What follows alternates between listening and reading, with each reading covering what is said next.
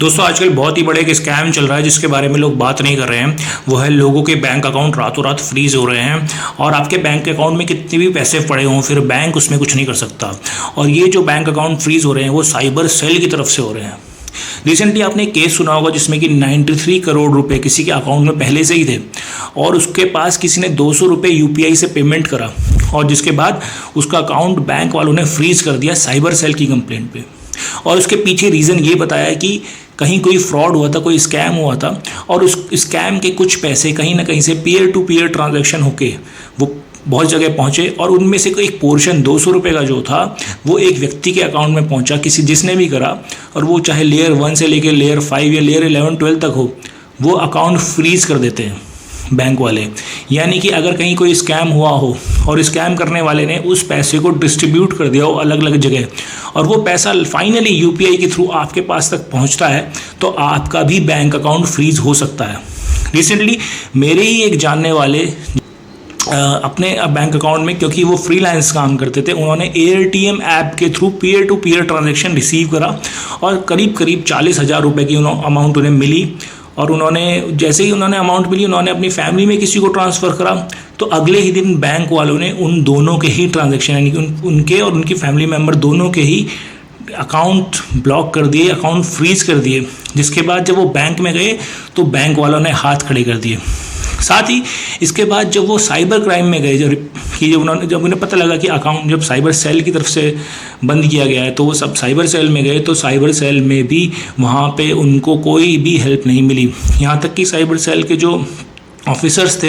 उनको पता ही नहीं था कि अकाउंट फ्रीज किस तरीके से हो रहे हैं, क्या पीयर टू पीयर ट्रांजैक्शन होता है, यहाँ तक कि उन्हें फ्रीलांस काम कैसे होता है ये भी नॉलेज नहीं थी। तो अब ऐसी सिचुएशन में जहाँ पे जो ऑफिसर्स हैं साइबर क्राइम के उन्हें बेसिक नॉलेज ही नहीं थी कि किस तरीके से ये स्कैम हो रहे हैं, तो उनको ये कन्विंस करना कि कैसे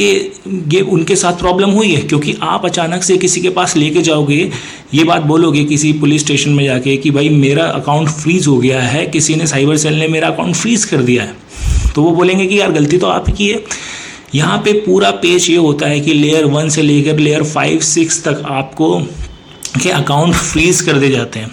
और सबसे बड़ी बात यह है कि सपोज करो कि आप दिल्ली में रहते हो, यानी कि आप नॉर्थ इंडिया में रहते हो, तो आपकी जो कंप्लेंट होगी वो साउथ इंडिया से होगी या फिर महाराष्ट्र से होगी या फिर बंगाल से होगी, यानी कि आपके जो रीजन से है उससे काफ़ी दूर होती है। अगर ऐसे ही कोई साउथ इंडिया में या फिर मेरे एक जानने वाला है जो महाराष्ट्र में रहता है, उसके अकाउंट को हरियाणा से ब्लॉक किया गया, यानी कि हरियाणा से कंप्लेंट डाली गई।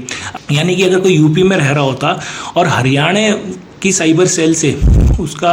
अकाउंट ब्लॉक होता तो वो वहाँ पर जाके आसानी से बात कर सकता था कि सर मेरे ये डॉक्यूमेंट्स हैं, ये मेरे जेन्युइन पेमेंट थी जो रिसीव हुई, लेकिन ये जानबूझकर या फिर क्या कारण है ये किसी को नहीं पता। लेकिन ज़्यादातर केसेस में ऐसा ही होता है कि कोई नॉर्थ का व्यक्ति है तो उसको साउथ में या फिर west part of the country से कहीं ना कहीं दूर दराज तरीके से ही उसकी कंप्लेंट आती है। इसी ऐसे ही केस में ये जो 93 वाला करोड़ वाला केस हुआ था, ये एक कंपनी का अकाउंट था। इसमें 200 रुपये आने की वजह से इनके पूरा 93 करोड़ का अकाउंट ब्लॉक कर दिया गया था और इस कंपनी ने फिर दिल्ली हाईकोर्ट में केस फाइल करा और फिर दिल्ली हाईकोर्ट ने बोला कि आप ऐसे किसी का अकाउंट फ्रीज नहीं कर सकते। लेकिन दोस्तों अभी भी ये चीज़ रुकी नहीं है, क्योंकि कोई व्यक्ति नॉर्थ में रहता है, वो साउथ में उसके साथ यानी कि उसका कोई साइबर कंप्लेन हुई है और वो वहाँ पर गया है अपने रिजोल्यूशन के लिए, तो कोई भी प्रोसेस ईजी नहीं होता है। वो आपको मतलब आप रिटर्न फॉर्म में दे सकते हो कि हाँ भाई ये हमारा जेन्युइन पेमेंट था, वो आपसे आपकी डिटेल ले लेंगे, लेकिन बैंक से फिर अनफ्रीज कराना इतना भी आसान नहीं होता। और सबसे बड़ी बात यह है जितना पैसा आपके बैंक अकाउंट में होगा उतनी ही आपके साथ प्रॉब्लम होगी, क्योंकि अगर आप किसी लॉयर से बात करोगे तो हो सकता है कि वो आपसे कुछ उस अनफ्रीज कराने का कुछ कमीशन ले या फिर कुछ भी। आपको पता है कि गवर्नमेंट का जो सिस्टम होता है वो कैसे काम करता है। तो ये वीडियो ज़रूर शेयर करें उसके साथ जिसके साथ वो प्रॉब्लम हो रही है। उससे क्या होगा, क्योंकि अभी इसका कोई रिजोल्यूशन नहीं आया है। अभी ट्विटर पे भी आप जाके देखोगे तो बहुत सारे लोग रोज़ कोई ना कोई ऐसा केस आपको मिल जाता है जिसमें किसी का बैंक अकाउंट फ्रीज हो रहा होता है ना, और उनके पास कोई सोल्यूशन नहीं होता। और अगर आप कमेंट करेंगे तो मैं इसके लिए एक आगे वीडियो बनाऊंगा। जिन लोगों के साथ ये केस हुआ है, जिन लोगों ने इसका रिजोल्यूशन निकाला है, उन लोगों को मैं बुलाने की कोशिश करूंगा या फिर उन लोगों से मैं एक हेल्पिंग वीडियो बनवा सकता हूं।